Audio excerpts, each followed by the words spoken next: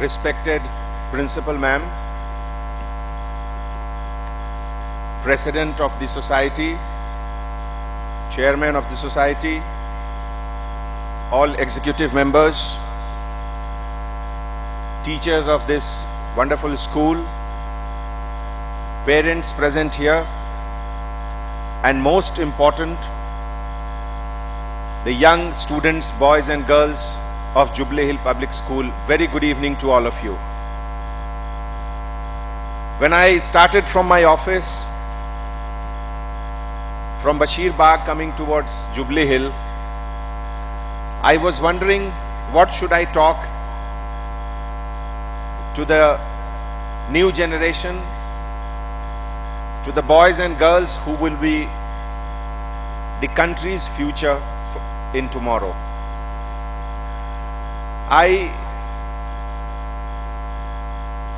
My memory took me back to my school days, and I was wondering how lucky all of you are. I remember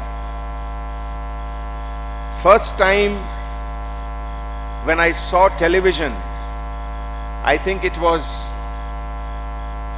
around when I was class 8th, 9th or 10th, I don't remember, but something around that time. You know, when our results came and I wanted to inform my parents that I have been selected for the Indian Police Service, I had to take a bus from my university, travel about 10 kilometers to find a booth, what we call now the PCO. Now it is not required because everyone now has a cell phone. And mind you, I am talking about New Delhi, which is the capital of the country. I had to stand in a queue, and ahead of me there were about 20-25 people. And when my turn came to talk, I had to keep 1 rupee coin, about 20 coins on my left hand, and while I was talking, I had to put 1 coin into the phone box so that the line continues, and I had to then I could gave the good news to my parents. First time when I saw a computer, that was when I got into the service. As a part of our training in the academy, we were made to touch and learn computer first. Cell phone came much later when I was SP.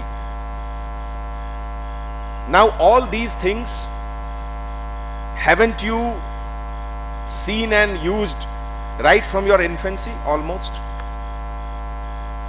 The reason why I am saying this is to make you realize how lucky the present generation is. How fortunate you are that most of the things for which earlier generation had to struggle, or even then perhaps it was not available, is now available to you at your home, at your school, at your fingertips. I remember when we were preparing for the civil services examination in Delhi, we used to go to Central Reference Library, which was supposed to be a very big library in Delhi University, and only that was that place where we had good collection of books like Encyclopedia Britannica and all. Those days it used to come in print edition, 50 volumes. No other colleges and smaller libraries were not having that. Now, at the click of your mouse, the entire Wikipedia is at your disposal, isn't it? When I was asking the boys and girls who came to receive the awards, I was so much impressed to learn about their ambitions. I was asking one common question from everyone: what do you want to become? And the diverse field, from CA to engineering to doctorate to civil servant to business to aeronautical engineering, the way they were saying everything without any inhibition, made me so happy that yes, our country has definitely arrived. There's so much of awareness, there's so much of,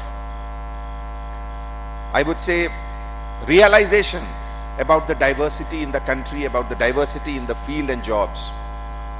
And so much of focus is there in some of you that somebody said aeronautical engineering.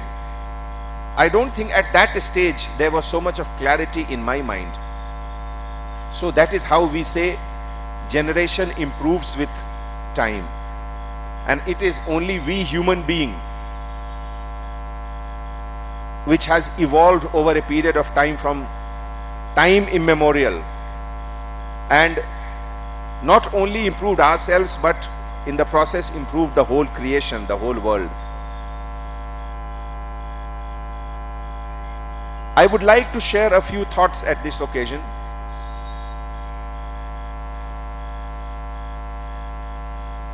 When we joined the National Police Academy, some of you must have seen the building.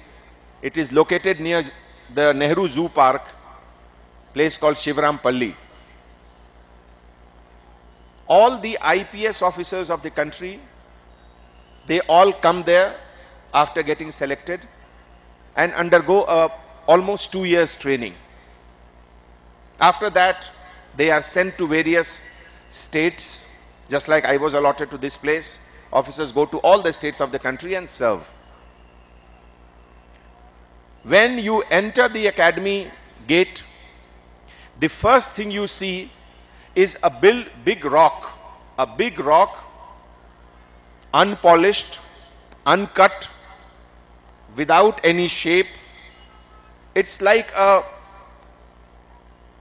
rough, barren, unsculptured rock brought from a field and kept there. Very strange, very unique. And beneath that there is a quotation of the famous sculptor Michelangelo. You must have heard about him.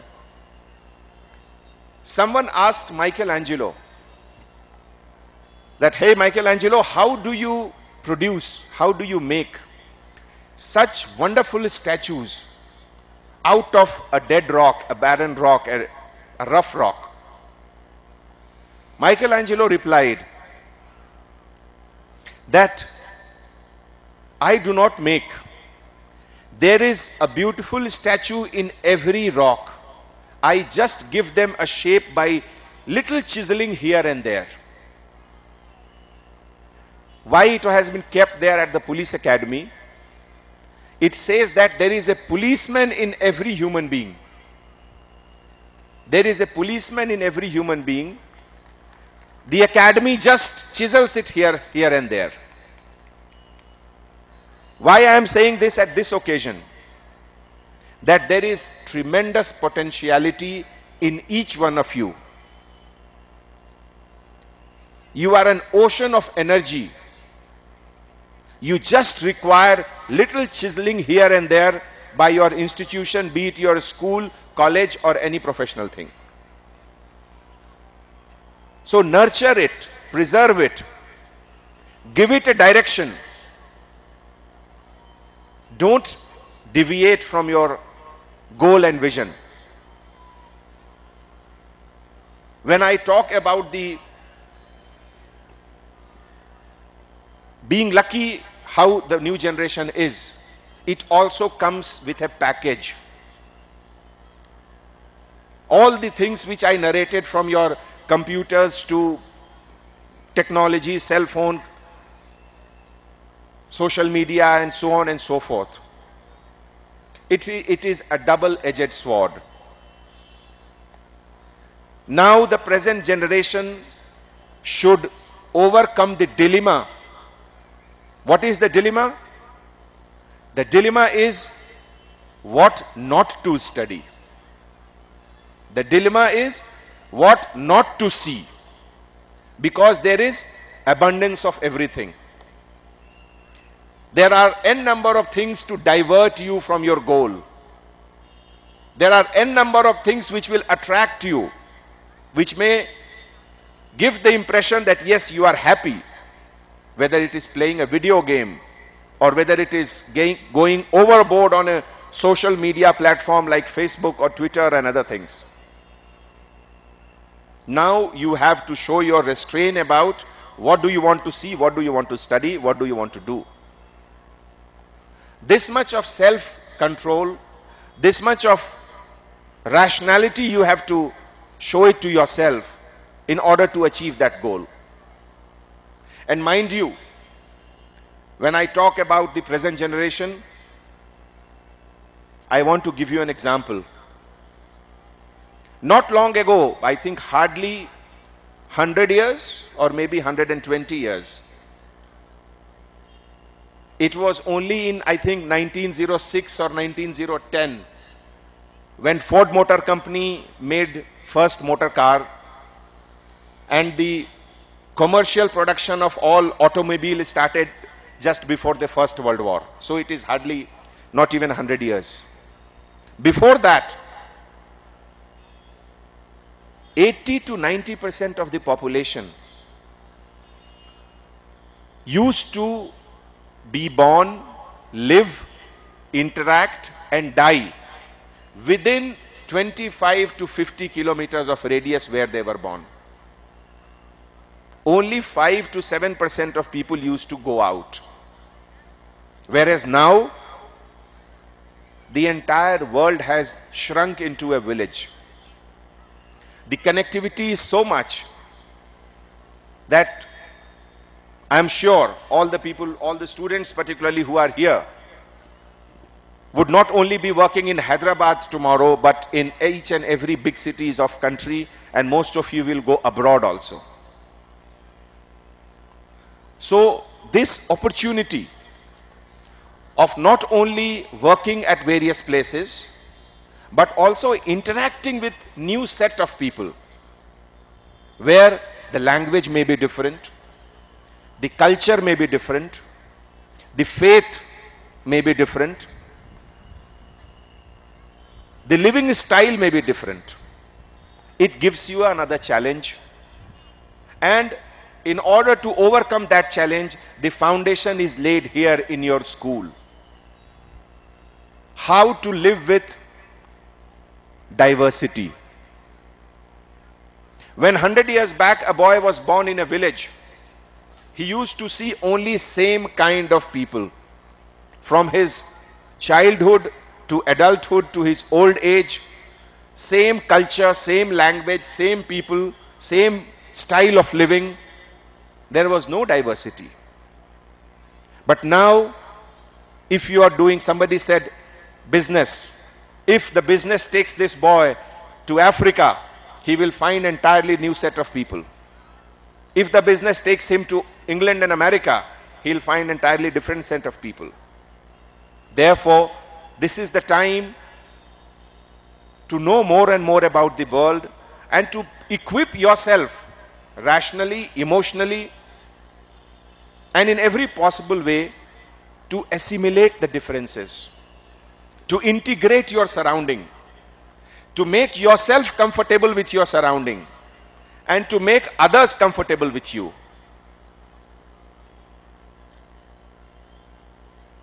The global demand of present generation is that despite the differences of culture, language, creed, color, whatever, but what is called the basic human value has to remain the same, and you should respect that.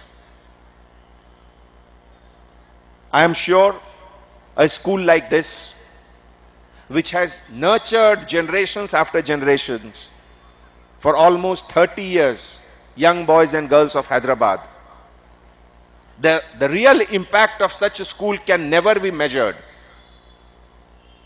I was just now talking to Chairman Sir that is it possible to know the first batch, the second batch, the third batch? They all must be contributing in n number of ways in building society, in building country. It can never be measured. It is immeasurable. My dear boys and girls, the present time is definitely most happening time ever in the history of mankind. Never the material resources were so much abundantly available as they are before you. Never the frontiers of science and technology was at such a height as it is now. Avail this opportunity. Enhance your potentiality to its maximum peak. Make your family proud of you. Make your neighborhood proud of you. Make your school proud of you. And above all, make your country feel proud of you. I'll take few minutes more. I was just reminded of a small anecdote which I read long back. You know, in the medieval time, when Buddhism started spreading from India to various countries, it also went to China and Japan, Korea and other places. And the Buddhist teachers there, they are called the Zen masters. So every Zen story has a lesson to tell. It's a very small thing. I'm sure I'm not boring you too much. There was a Zen master and a student. They were traveling from one village to another, rather walking from one village to another. The Zen master was relatively old and the young student was maybe 14, 15, 16. They were walking and they belonged to a very, very strict school of Buddhism. There were a lot of do's and don'ts and taboos in that school. One of the taboo was that the Zen master is not supposed to marry. He is not supposed to touch a woman or a girl. That was the school to which they belonged. So when this master and student, Zen master and student, they were walking from one village to another, they heard a sound of a girl yelling for help. So they tried to locate from which side the sound is coming. And they followed the sound and realized that there is a river nearby and a young girl is drowning. And in the process, whenever she was coming up, she was yelling for help, help, help. The student saw into the eyes of the teacher saw the eye of the student, no communication. The Zen master jumped into the river, saved the young girl, came out. She was little semi-conscious, carried her on her shoulder to the nearby village and handed her over to the village elders for further treatment and all. No communication between teacher and student all throughout. After the girl was handed over to the villagers, they again started walking to their destination. But the student had lot of doubt in his mind. He wanted to ask his teacher many things, but he did not have the courage to ask. 3-4 times he looked into the eyes of the teacher with questions, but he couldn't muster the courage to ask. At last he asked the question, "Oh master, why did you carry that girl on your shoulder? We are not supposed to." The teacher, the Zen master replied, "My dear boy, I dropped that girl there in the village. You are carrying her even now." Why I said this? That you have to live in present, not only that. And number two, all the rules, regulations, dogmas, they are all to guide you, but you have to go by the spirit of everything and not by the letter of it. I am sure in the times to come, all of you will be facing many situations where the questions of either or will come. Ask your conscience. Take a decision which makes you happy, which makes others happy about it. I am sure in the times to come, when the whole world is looking towards us, when our country, India, is really reaching at a level where we can really match any developed country in the world. When our scientific inventions, discoveries, technology, computers, software, so on, we are at the frontier edge of whatever the best the world has. You will be entering into that field a couple of years from now, those who are in 9th, 10th, 11th, 12th, after a professional degree. I am sure you all will do well in such a way that our country will regain its lost glory. Just a small example before I conclude my expressions. When the Britishers came to India, we were producing 24% of the world GDP, gross domestic product, GDP. When the Britishers left India, we were producing less than 4%. At the peak of their economic power, USA never produced 24% of the world GDP. That was the might of India. That was the presence of India once. The time has come to join hands together, to show determination, to take oath, to dedicate ourselves for pushing the country to the same glory once again. Thank you so much. Jai Hind.